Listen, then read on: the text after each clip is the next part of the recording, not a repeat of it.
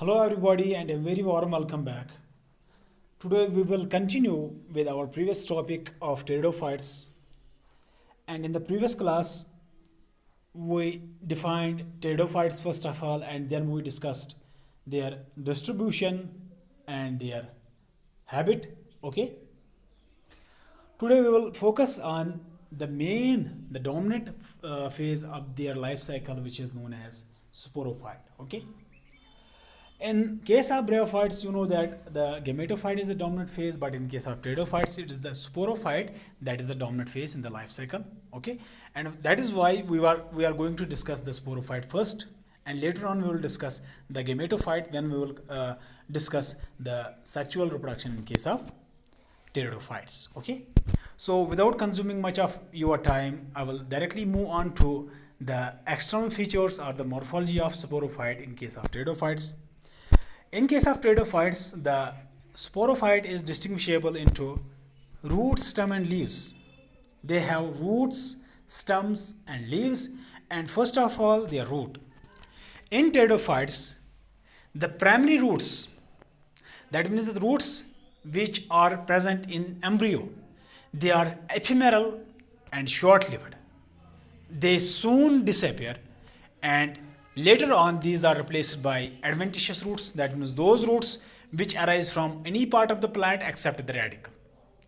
If roots are arising from any part of the plant, for example, they are arising from stem, they are arising, say for example, from the underground stem, which is known as rhizome, they are known as adventitious roots. Okay, you have to remember this point, that in case of pteridophytes, the primary roots, that means the embryonic roots, are very short-lived, and these are soon replaced by the adventitious roots which develop from any part of the plant except the radicle. Okay, here you can see these are the adventitious roots, and these adventitious roots have developed from the underground stem, which is known as rhizome. Okay, these are also the adventitious roots. And one more important point that you have to remember about the roots, that in case of pteridophytes, the roots they have a permanent growing point. They have a permanent apical meristem, which is known as root apical meristem. Okay, you have to remember this fact, and because of this permanent growing point, the roots continue to grow in case of pteridophytes. Now the second part of their plant body, which we are going to discuss, is the stem.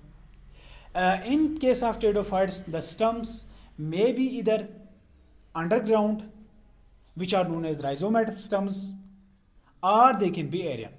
That means the stem which is present in the above ground part. Okay, and here you can see this is the rhizomatous portion of the stem. This is the rhizome, you can say, and this one is the aerial part of the stem. And in case of pteridophytes, the stems are differentiated into distinct nodes and internodes. Nodes are those regions of the stem where from branches arise. Internodes are those regions where no branching takes place. For example, this is the stem of equisetum, which is known as horse tail. This region, it represents the node, and at this region branches arise. This is another node, branches arise here at this position, branches arise. The region between these two nodes, here this region, this is known as internode. That means in case of pteridophytes, you can easily distinguish between the nodes and internodes which are present in the stem. Now, stem branching. How stem branching takes place in case of pteridophytes? And before discussing this, let me tell you that in case of pteridophytes, the branches, they do not arise from the axils of leaves. In higher plants, for example, in angiosperms, the branches always arise from the axils of leaves. For example, let me show you here. This is a leaf, and this leaf possesses a bud here in its axil, and this bud gives rise to a branch. Okay? This happens in case of angiosperm. But in case of pteridophytes, the branches, they do not arise from the axils of leaves. This is very important point. You have to remember this point. In case of pteridophytes, branches do not arise from the axils of leaves. And now they are branching. how stem branching takes place in case of pteridophytes. Broadly speaking, the pteridophytes show two types of stem branchings. One is known as the monopodial branching. Here you can see monopodial branching, and this happens in case of Lycopodium and Selaginella. Monopodial branching kya hai beta? In this type of branching, the main apex of the stem continues to grow, and the lateral branches, they remain subordinate, they remain small in size. That means the main apex, the main meristematic tissue, it continues to grow and the plant grows in height, okay, and the lateral branches, they remain subordinate, they remain small in size. Here you can see this point is continuously growing, okay, and this happens in case of Lycopodium and Selaginella. And the second type of branching which happens in case of pteridophytes is dichotomous branching. In dichotomous branching, what happens is the main apex of the plant, it divides and into two portions, and each portion gives rise to two branches which are equally sized, which are equal sized. That means it gives rise to two equal branches, okay. This is the first branch, this is the second branch, and later on this also gives rise to two branches, okay. This is what dichotomous branching means. And dichotomous branching is present in case of Lygodium and Marsilia. Here this is the Marsilia plant. Now one more important feature about the stem of pteridophytes is that the majority of pteridophytes have herbaceous stems, but there are some exceptions. For example, Angiopteris, here this is Angiopteris, this is Angiopteris stem, and you can easily see that this Angiopteris stem has, this is woody, okay.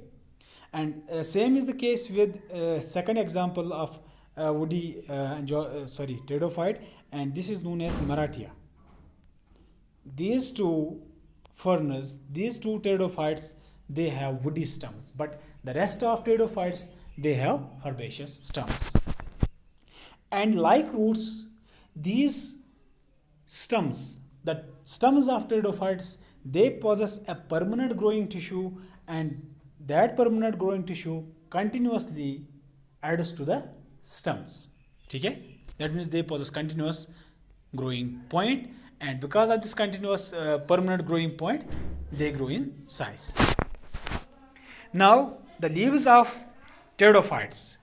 The leaves of pteridophytes are of various forms, okay. In different species of pteridophytes, leaves are of different forms, different types. For example, the first one is scale leaves, and scaly leaves are present in Equisetum. Here you can see this is the stem of Equisetum, and at this point, that means at the nodes, you are having small scale-like leaves, membranous leaves. These are small leaves, and these small leaves are thin, they are membranous, that is why they are known as scale leaves, okay.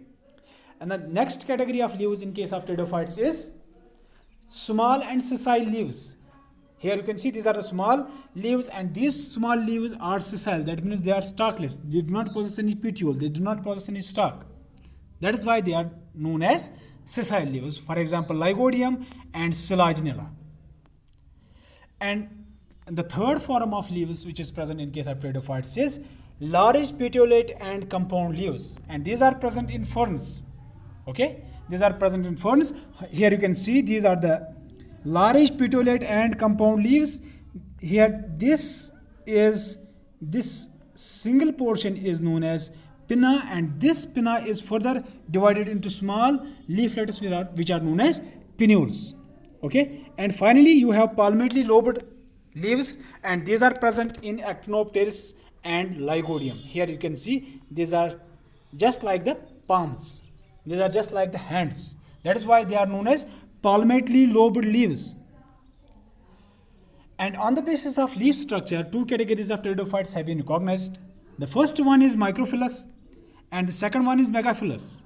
Microphyllous pteridophytes are those pteridophytes in which the leaves are simple and they have a single vein, and in their formation no leaf gap is left in the stem stele. Examples are Equisetum, Lycopodium and Selaginella. Here you can see the leaf gaps. These are the leaf presses. That means the vascular tissues, the vascular supplies which uh, which supplies the leaves. Okay, the vascular tissues, the vascular supplies which supplies the leaves, which goes to the leaves, they are known as leaf traces, and the gaps which are left in the stem vascular tissue, they are known as leaf gaps. Okay beta, leaf traces are the vascular supply to the leaves, and the gaps which are left in the stem vascular cylinder, they are known as leaf gaps. You have to remember that in case of microphyllous pteridophytes,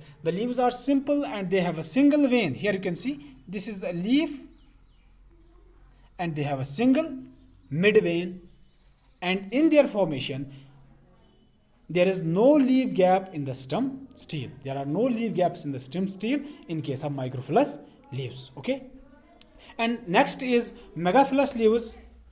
In megaphyllous leaves, you have large pinnatified leaves. In megaphyllous pteridophytes, you have large pinnatified leaves, and they have a complex series of veins. For example, they have complex series of veins. Here, this is complex series of veins, and in their formation, permanent leaf gaps are in the stem. In the formation of megaphyllous leaves in pteridophytes, a permanent leaf gap is left in the stem stele. Examples are pteris and Dryopteris. Here you can see in the slide what is difference between microphyllous leaves. This is a microphyllous leaf, this is simple leaf, and you have only one mid vein.